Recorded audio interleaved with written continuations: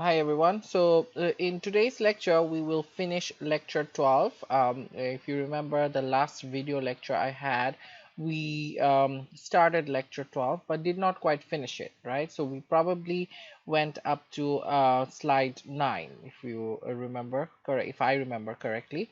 And we were talking about monopoly, the after pure market competition, the another type of market structure, which is monopoly. So we started talking about that and discussed what were the causes of monopoly, what is a monopoly, what are the characteristics, and what type of cost relationships these type of firms or this type of market structures have.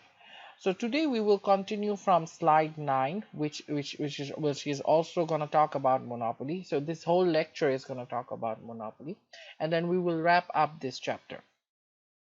So for a monopoly, the demand curve is the same as the market demand curve. So for monopoly, if you remember, for perfect competition, the demand curve of the perfect in a perfect competition market structure, the demand curve of the market was downward sloping, but the demand curve of an individual firm in the market was horizontal. If you remember, that's what we learned before before the midterm. Is for the market we had a downward slope curve, and for the firm we had a horizontal demand curve. This is for perfect competition. However, for monopoly it's different, because here there's only one single firm and they have influence on the price, they can control the price.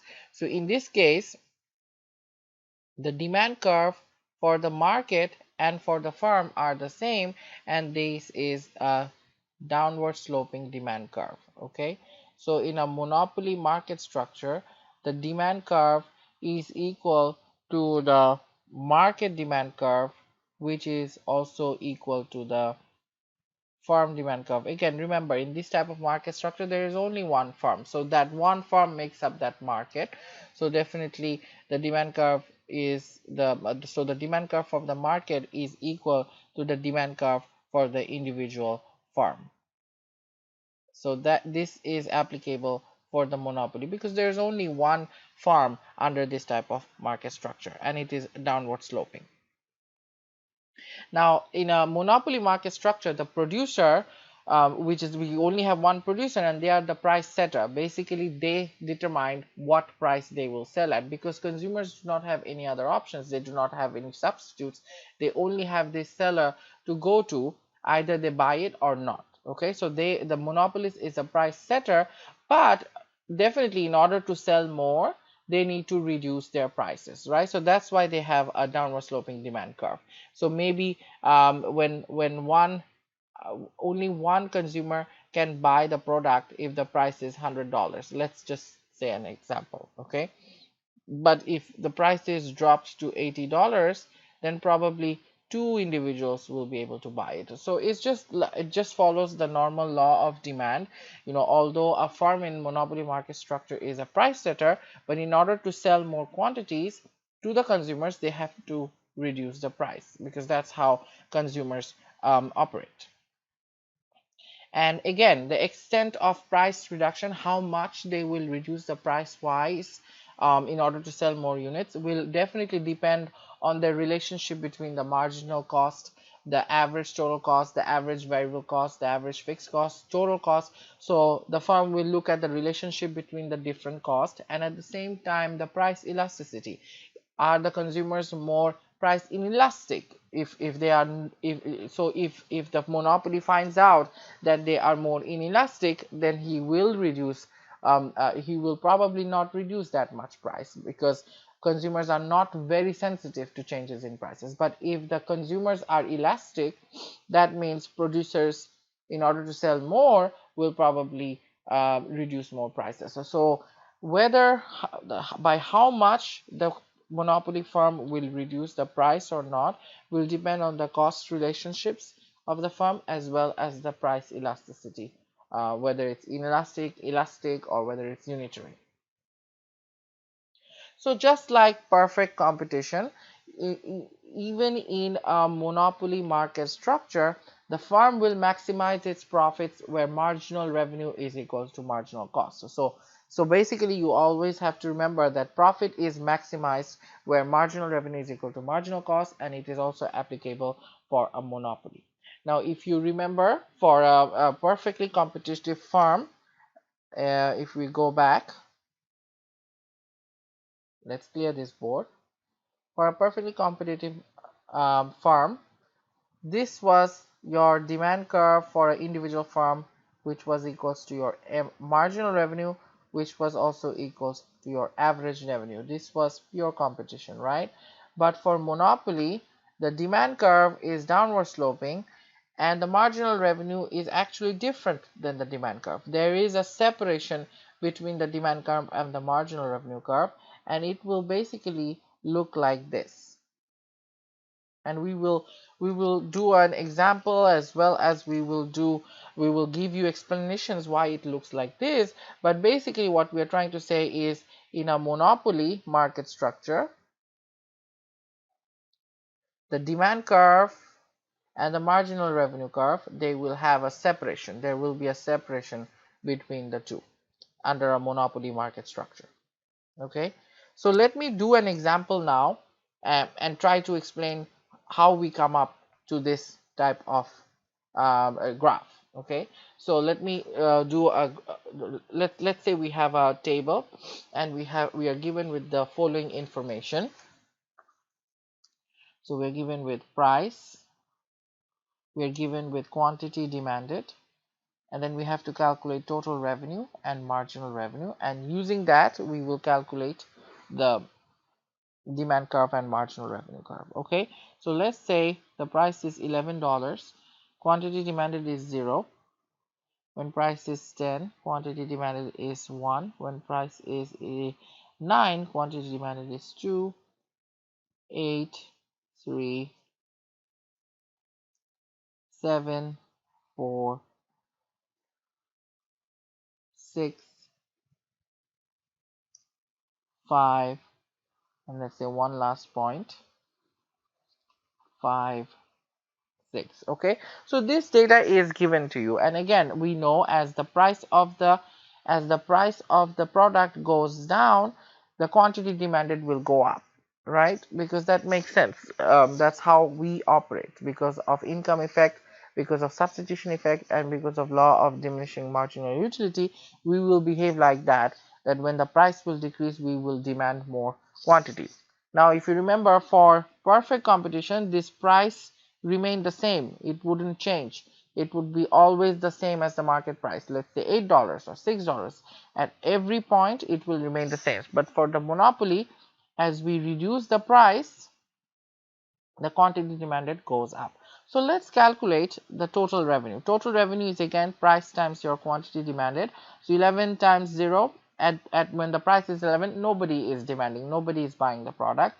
So total revenue for the firm is $0. Okay, now when the monopoly firm reduces the price to $10, 1% will buy it, or he will be able to sell it 1 unit to someone, and therefore the total revenue is price times quantity, 10 times 1, which is $10.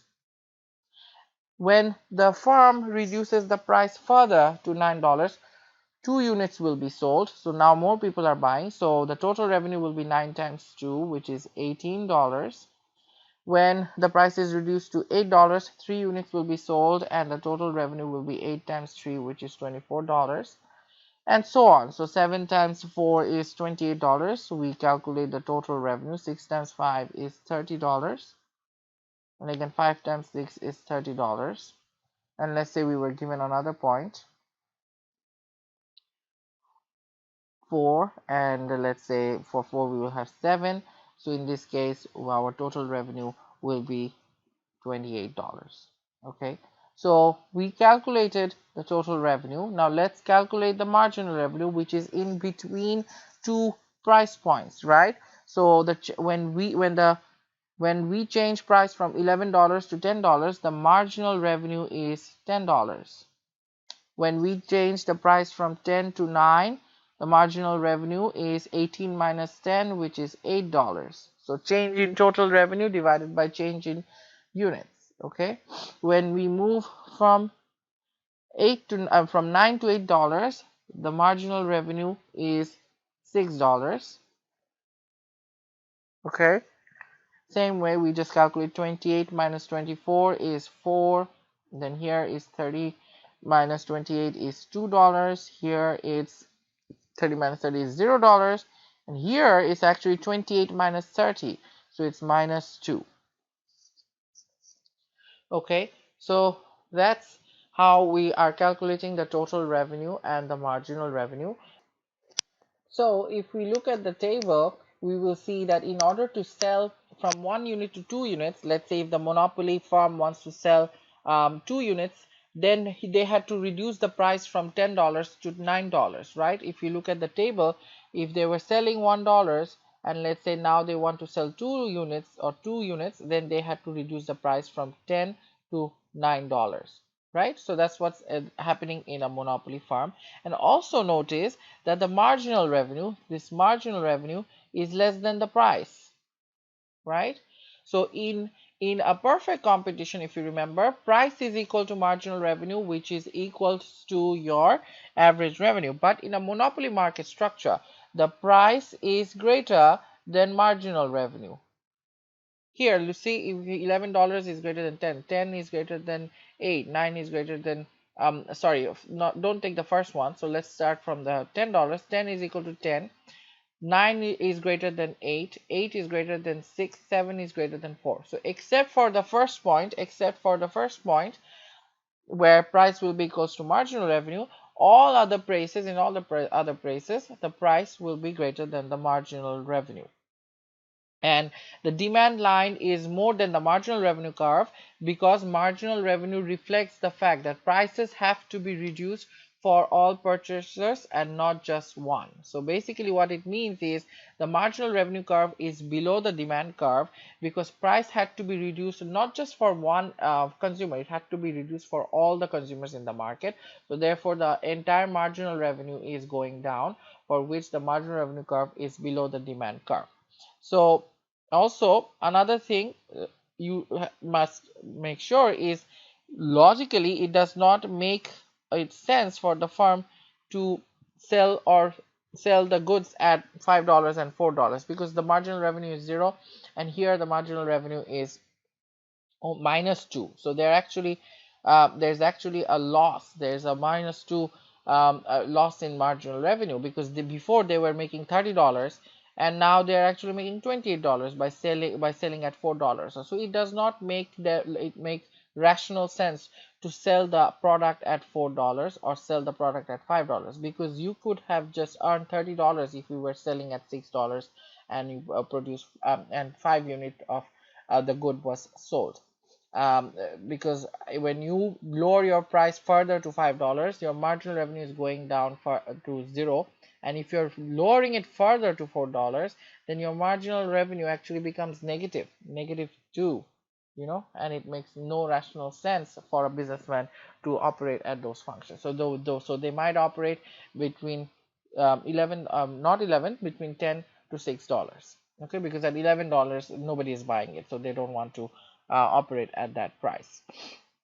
So the marginal revenue and the demand curve of a monopoly will look like this. The demand curve will be downward sloping, marginal revenue curve will be also downward sloping, but at the initial point, the very beginning point, they will be starting out at the same point. Okay, so let's say here's $10 and $10, they are the same, so they start out at the same point, but demand curve will be less steep and marginal revenue curve will be more steep, and there will be a gap between these two. So that's how the demand curve and marginal revenue curve will look like in a monopoly firm.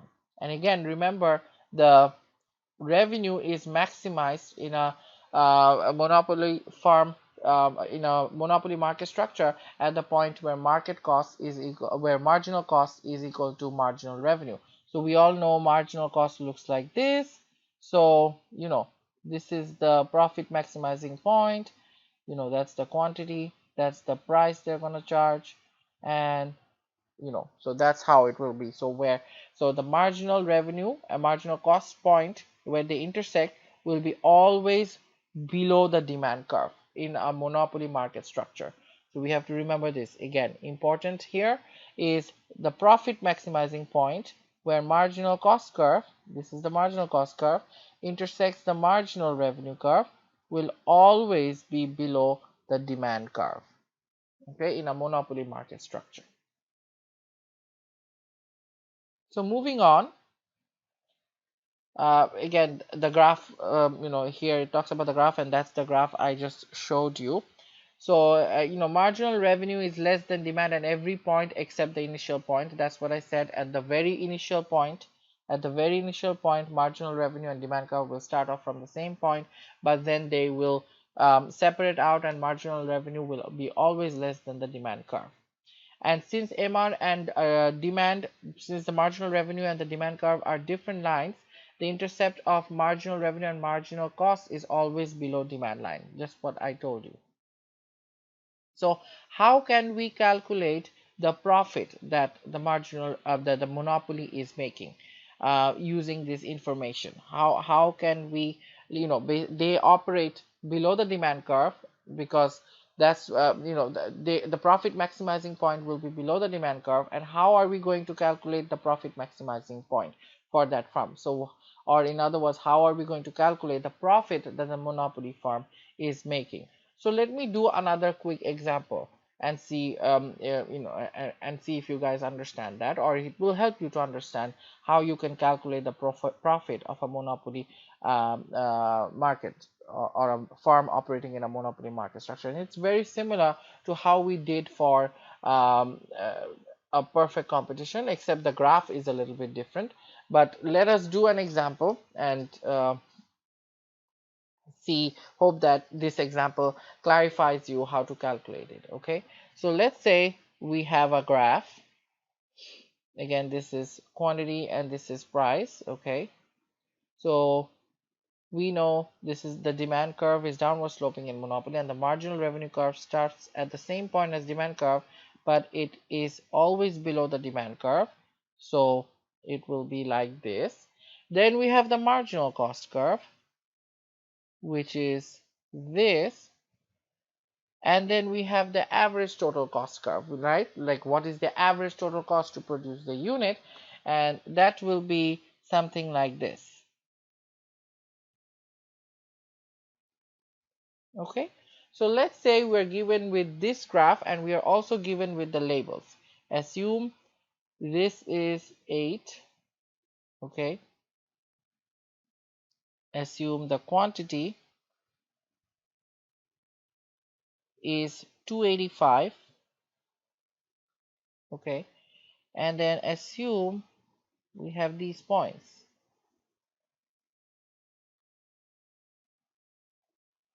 This is 5.2,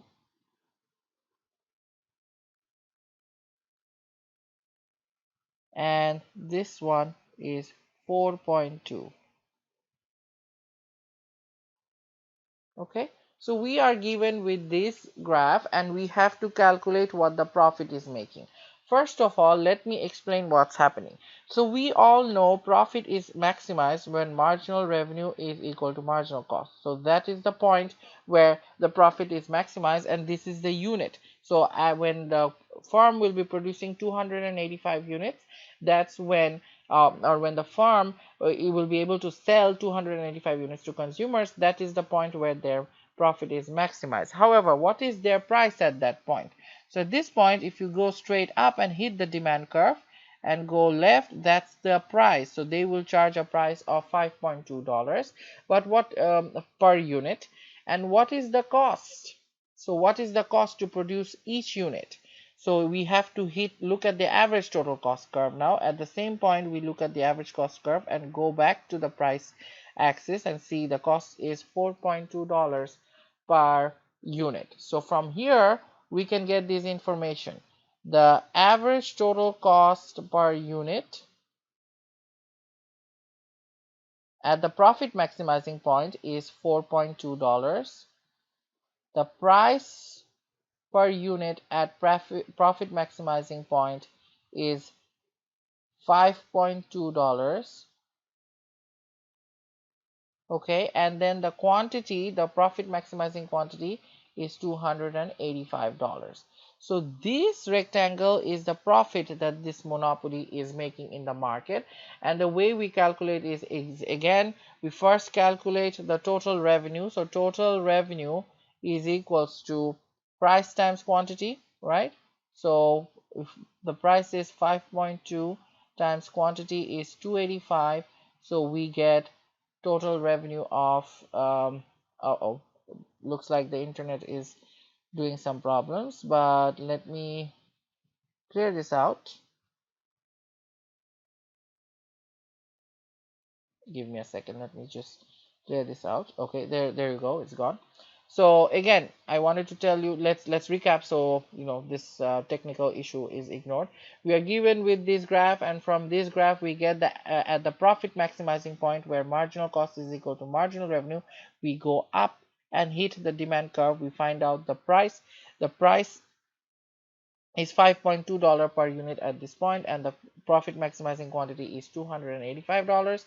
And then we again go up and hit the average total cost curve, and we see that the average cost per unit is $4.2 at that point. Okay, so so then we find out the total revenue. Total revenue is price times quantity, which is 5.2 times 285, and it is equals to 1482. Okay, and then we calculate the total cost. So total cost is again average total cost times your quantity. So your average total cost is 4.2 times 285, which is equals to 1197. Okay, so we now know the total revenue that they will get by selling 285 units, as well what is the total cost they will incur to produce 285 units. And we all know by now that the formula for profit is equals to total revenue minus total cost. So if we look at the revenue, it's 1482 minus 1197. Oh man, what's happening today? Okay, so let me do it again. Total revenue was 1482. That's how I calculated it, and total cost was 1197.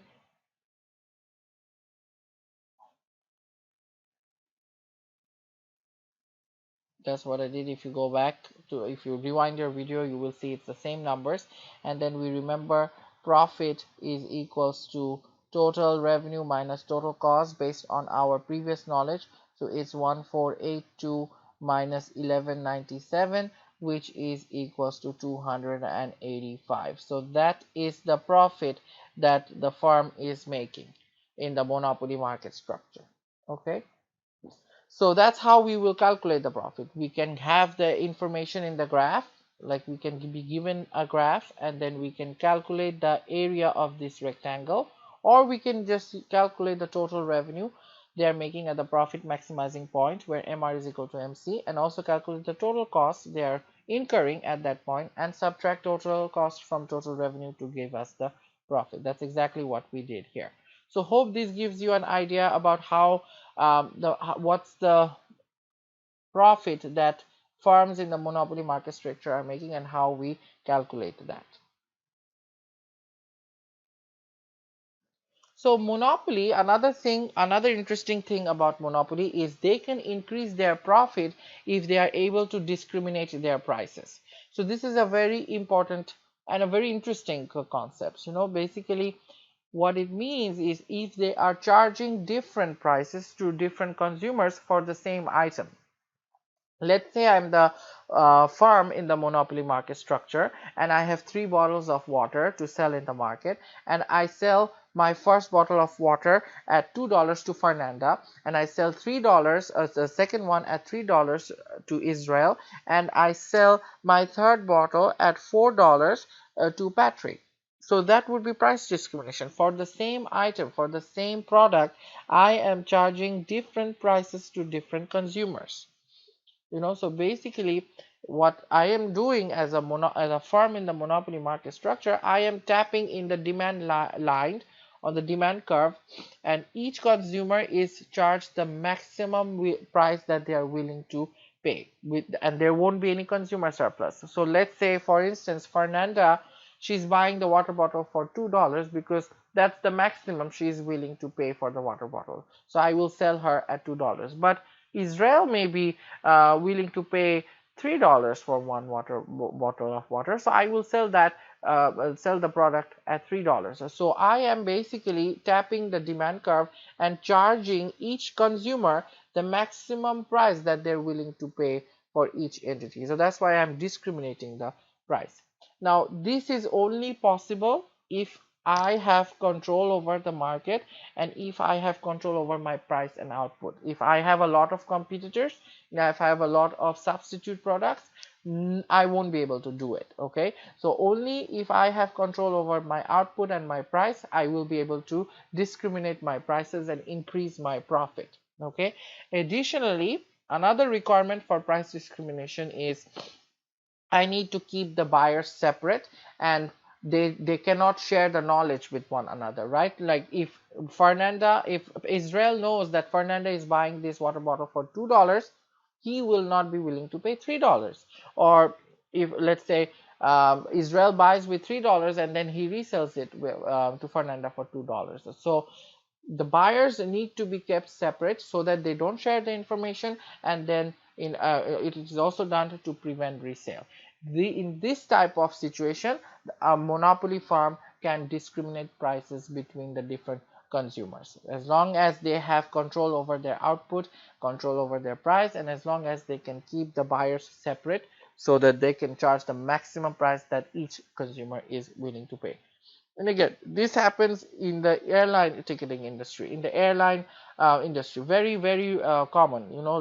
For the same seat, you will be charged different prices. Let's see, if you buy a ticket 3 months back to fly to Las Vegas, you can probably get a ticket for $90. But if you're trying to fly tomorrow, then probably you have to pay $200 or $300. So for the same seat, you are charged different prices over different time. So that's an example of price discrimination.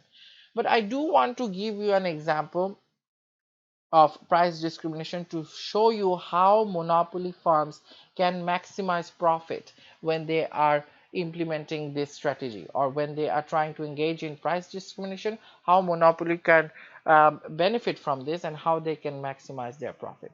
So let me give you a table again. Let's go back, and hopefully I won't have technical errors this time. So let's say we are given with this table: price, quantity demanded, and then we need to calculate total revenue. Okay, so let's say we are given with four price ranges: $100, $80, $60, $40. Actually, 5 price ranges and $20. Okay, so let's say we are given with 5 price points, and the corresponding quantity demanded are 0, 1, 2, 3, 4. Okay, so let's say we're given with this table, and now I ask you to calculate the total revenue. So total revenue when the price is $100 is 0 because nobody is buying it. Total revenue when the price is $80, only one unit is bought, so total revenue is $80. When 2 units is sold, when the price is reduced to $60, 2 units is sold, so they are actually making higher revenue now for $120. When 3 units is sold, it's the same. They're gonna make $120 again, the total revenue. And then let's say when they are lowering the price to $20, they will be able to sell 4 units, but now the revenue is dropping and the total revenue they're gonna make is $80. Okay, so we now calculating it. Okay, so technically the monopoly that is not price discriminating or non-discriminating monopoly,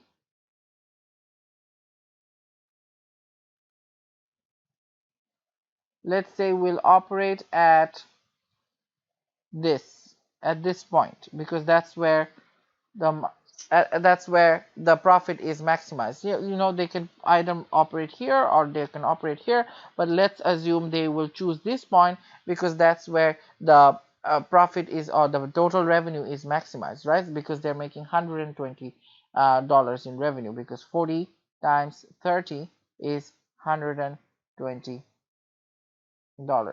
That's the total revenue.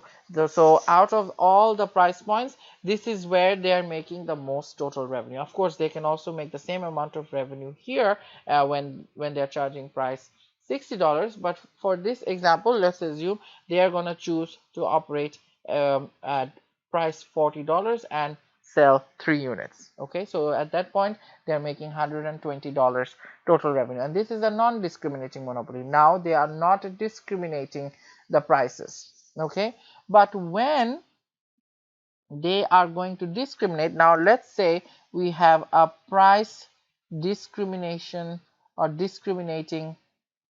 price discriminating monopoly, they will be very clever. They are keeping their buyers separate.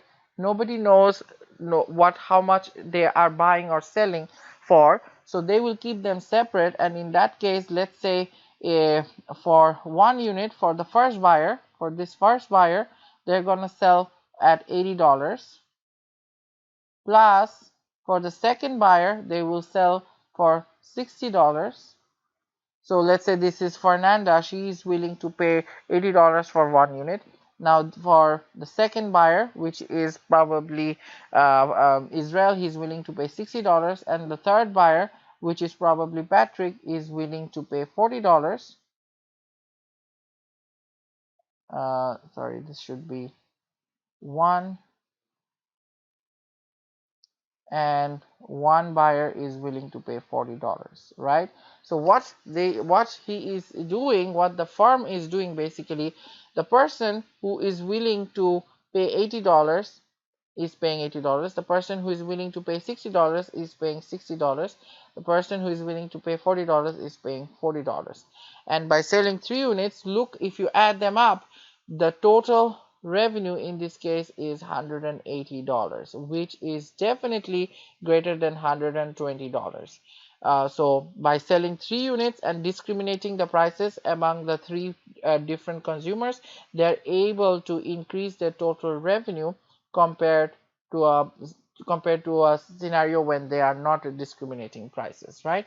Because in the first scenario, in this case, when they are not discriminating, they are charging all the 3 consumers $40. Okay, but when they are discriminating the prices, in the case they are trying to price discriminate and the buyers are kept separate, they do not share any knowledge and they do not know what others are paying for the products. So first buyer is paying $80, second buyer is paying $60, and third buyer is paying $40. And when we add these up, the total revenue is $180. So if you can see, by using the mechanism of price discrimination, monopoly can make increased revenue.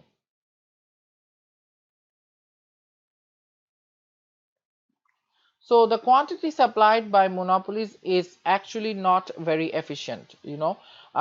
So in a perfect competition world, or in a pure competition, the market is most efficient, but under a monopoly we have a very poor efficiency in the market. You know, cost is not minimized. The profit maximizing point is not the point where cost is minimized, and then we also don't have the maximum output, and price is also very high. Okay, let me show you a graph that will help you to understand this. Let me show you again so you will understand how it works. So let's say this is the demand curve, this is the marginal revenue curve, then we have the marginal cost curve, and then we have the average cost curve. Okay, so the profit maximizing point is here, right?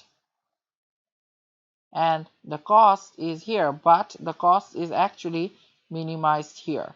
So technically, if you look at the graph, we are at a higher cost when we are, because the profit maximizing point is where marginal revenue is equal to marginal cost, right? So at that point, the profit, the cost is higher than the minimum average total cost. We could have operated at a much lower cost if we would have produced more output. Also, the output is less, so the output is less, and also the price is higher compared to the most efficient point. So that's why here, if you see, the average total cost is higher than the minimum average total cost. Marginal cost curve cuts the average total cost curve at the minimum point. So we are not at that point right now, because we are at a point where marginal revenue is equal to marginal cost. And if we go up and see where it hits the average total cost curve, it's basically higher. The average total cost curve, or average total cost, is higher than the minimum average total cost. So cost wise, we are not efficient. Also, from the consumer side, it's not efficient because we are paying higher prices and lower output. So monopoly is not efficient, and it's basically, we can say, it's inefficient. And monopolies are generally able to restrict output because of their market power, again, because they have high barriers to entry, and because they have control over their price, they are able to control or restrict their output. And this is the way they can earn economic profit. So they don't earn normal profit, they earn economic profit. If you remember, firms in perfectly competitive model earn normal profit, but firms in monopoly market structure earn economic profit because of market power as well as barriers to entry. I'm going to do another quick example to show how to calculate the profit, how to calculate the profit of a monopoly firm, so this it's completely clear to you guys. So let's say we have again the demand curve, the marginal revenue curve, then let's say we have a marginal cost curve, and then we have the average total cost curve. So the blue curves are your cost curves, and the green curves are marginal revenue and demand curve. Now if we go back, what is the profit maximizing point? Profit is maximized where marginal revenue is equals to marginal cost, which is at this point. Let's say this is 8 units. Okay, now we go up. Since this is the profit maximizing point, we go up and find out the cost and marginal and the price. Okay, so if we go straight up and hit the demand curve, we will find out the price that consumers are paying, and that price, let's say, is 300. This is given to you.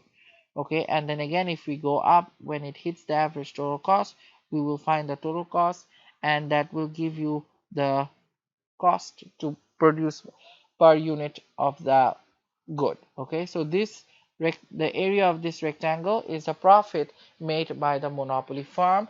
And again, the way we calculate it is, first we calculate the total revenue, which is price times quantity.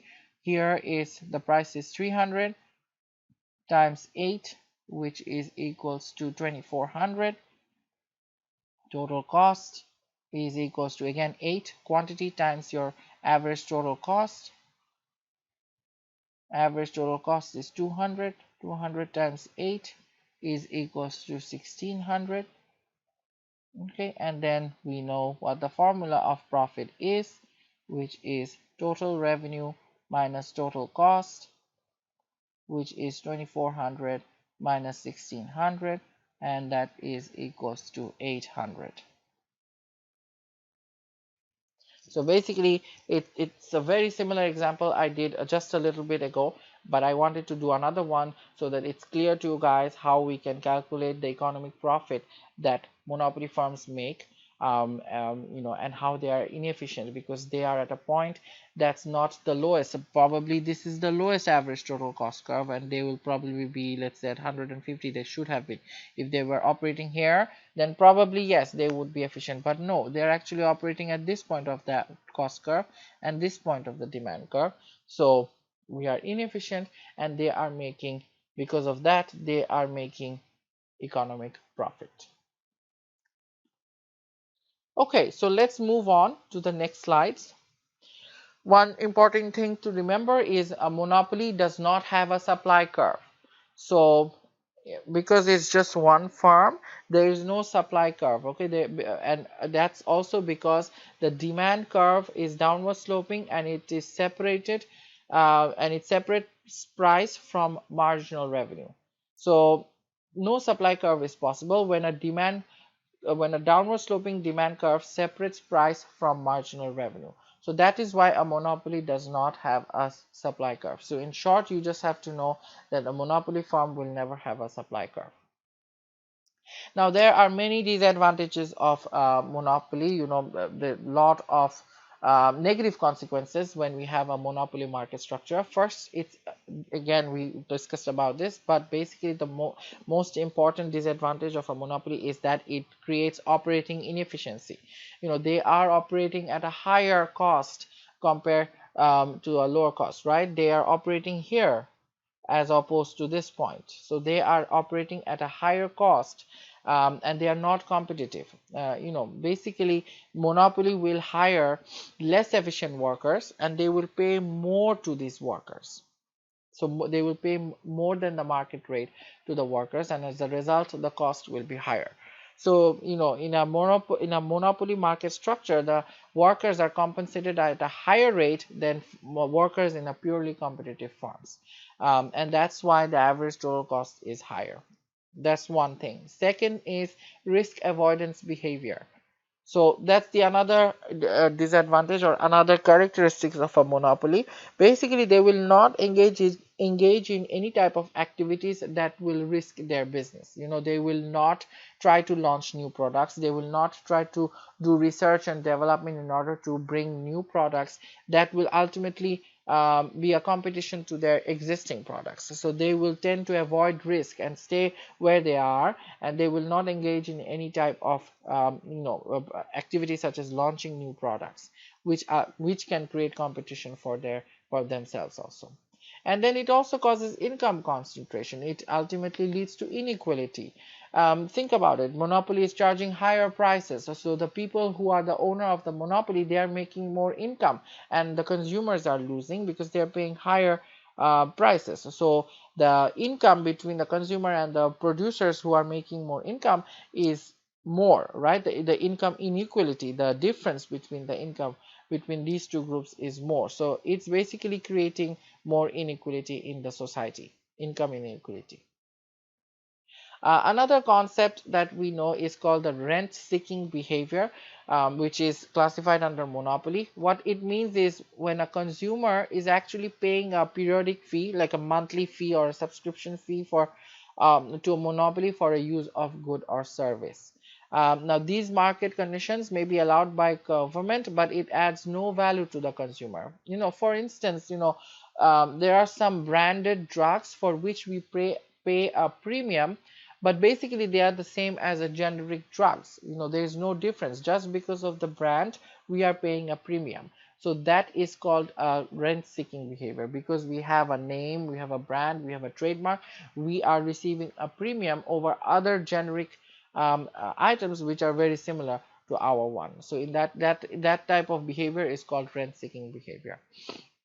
Now, monopoly's cost is also high because of the cost of government regulations. Again, monopolies do not want the barriers to entry to go away, right? They want to stay like this and make profit.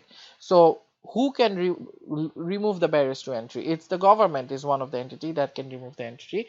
So what monopolies do is they spend a lot of money on lobbyists, on marketing officials, on public relations, as well as attorneys and legal barriers and legal fees to maintain those barriers. They will, you will see these monopoly firms, such as the pharmacy industry. They have a lot of lobbyists who in Washington, they try to convince the Senate, they try to convince the president not to break those barriers, so that there is very little competition. So that's why they are very expensive, and these costs are usually passed on to the consumers.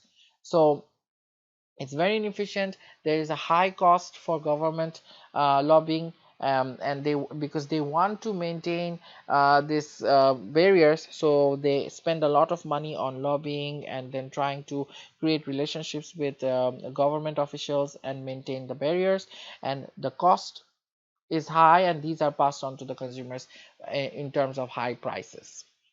Now these are visible to public because of lack of competition, and they expect the government to regulate the monopolies. But in the past, we have seen is, if government is mandating prices, if government is coming into the industry and saying, hey, your price cannot be that high, it needs to be lower, then it sometimes create economic problems, also known as the dilemma of regulation.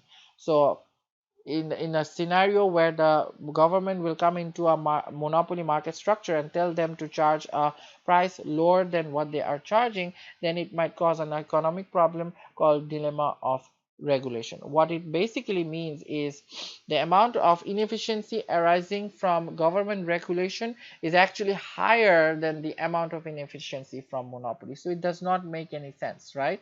So sometimes we can expect the government to come and break the barrier or to set the price, but what happens is it ultimately does not create competition, and it creates more inefficiency. So a monopoly itself is a comparatively better, because the inefficiency from the monopoly is less than what the inefficiency the government is creating.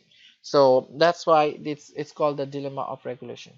As more as based on our past, some of our past industry examples, we saw that as more monopoly industries were deregulated, more competition was not created, and the cost did not go down, or price did not go down. But it was actually the role of technology. Whenever there was technological improvements, and over time we saw that basically monopolies were more exposed to competition, and some of the barriers were broken down. So instead of government regulations, it is better to have more technological advancements and have time break those barriers, because government regulations can be very expensive and are also inefficient.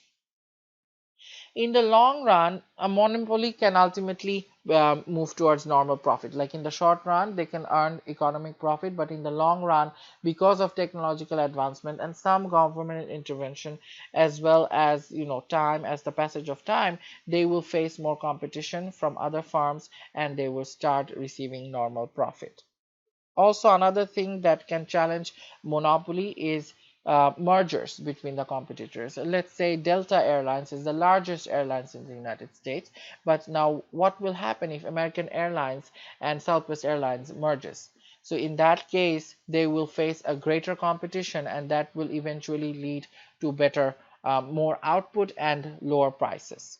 And actually a better, more efficient market also. So the mergers can be of two types. Horizontal mergers basically means when direct competitors are merging into one company. So what I just said, if Southwest and American Airlines are coming together and merging to become one company, that's horizontal merger.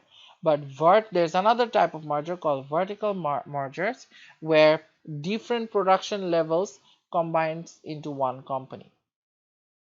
Let's say a farm and a manufacturing company, they combine and they become one industry. Or let's say the airline industry and the steel industry, because in order to make airline we need steel. So if they are merging, then they will have more power in the market, right? So these things, so there can be two types of mergers: horizontal merger and and vertical mergers.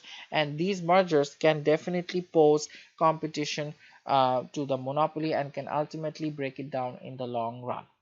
So that's the end of monopoly. It's a little bit tricky, little bit more complicated, but if you understand the concepts, and if you understand how we are calculating the revenue and how we are calculating the profit, then it will be very easy for you to understand. The main thing is the profit maximizing point is marginal revenue and marginal cost, and for a monopoly, this is an inefficient point, because the marginal revenue curve is always below the demand curve, and at that point, at the profit maximizing point, the average total cost is also not minimized, price is also high, for which they can earn economic profit, and the market is not efficient.